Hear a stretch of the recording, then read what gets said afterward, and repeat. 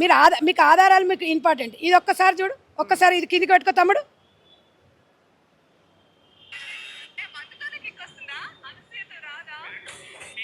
అంటే మందుతో కిక్ వస్తుందా, అనసూయతో రాదంటే దీన్ని చూస్తే కిక్కు రావాలా?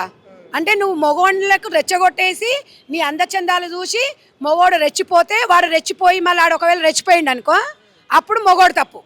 అంటే నీ మొగనికి ఆ ఒంపులు సొంపులు ఎవరిని చూపిస్తారు తమ్మి? మూడవనికి రావాలి, మొగడికి రావాలి, బయట ఉన్న మొగోళ్ళకి కాదు. అది అది నేర్చుకోమని చెప్తున్న అమ్మాయిని. నువ్వు మొగోళ్ళని రెచ్చగొట్టేసి వాళ్ళు ఏదైనా చేసిరనుకో వాళ్ళ మీద మీరు అంటారు. అది ఎంతవరకు కరెక్టు? సభ్య సమాజానికి నువ్వేం మెసేజ్ ఇస్తున్నావు?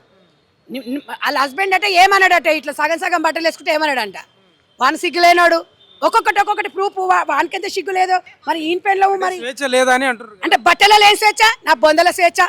ఇది చూసుకో, చూసుకో, ఏంది ఏంది చూపి అయ్యా, జర చూపి. ఇది ఏంది ఇది? ఇది పర్సనల్ అట. దాన్ని పర్సనల్ అయితే ఇన్స్టాగ్రామ్లో ఎందుకు పెట్టినావు?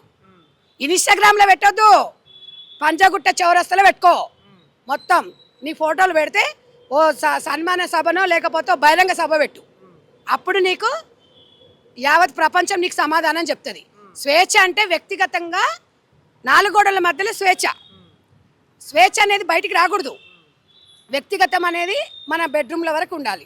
నువ్వు బయట వచ్చి బజార్లలో వచ్చేసి నేను ఎట్లా అంటే వాళ్ళు ఇప్పుకొని చూస్తా